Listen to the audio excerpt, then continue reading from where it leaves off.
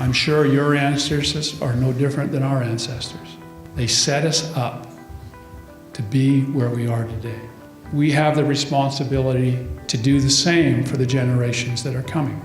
And that means we need structures and systems in place that allow us as communities and Aboriginal people to do that which ensures our success. And a number of First Nations across this country came together with a common objective: to solidify our abilities to raise revenue from our lands, to secure access to the capital markets, and to do so in a way that created an accountability and a transparency framework that was created by First Nations institutions, that was led by First Nation people.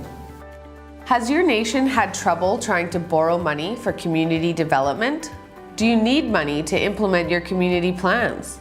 More affordable debt allows you to do more. Where and how can your nation access more affordable debt? These are questions that the First Nations Fiscal Management Act answers. First Nations fought for and led the development of the First Nations Fiscal Management Act to support social and economic development. The FMA only applies to First Nations that choose to participate. The FMA enables First Nations to raise and leverage their revenues like other levels of government. It may provide First Nations with access to borrow monies through the First Nations Finance Authority on favorable rates and terms. The FMA does not diminish existing Aboriginal or treaty rights. The FMB is here to support First Nations in developing strong finance and administrative governance practices. These practices support the ability of First Nations to borrow money from the First Nations Finance Authority at rates and terms comparable to other governments. Nipissing always had good procedures in place. What the financial administration law did was strengthen our policies, procedures, and accountability mechanisms. So on a day-to-day basis, we were able to better understand and monitor our financial activities. The FMB certification lays the path to increased transparency and accountability to members and future business partners.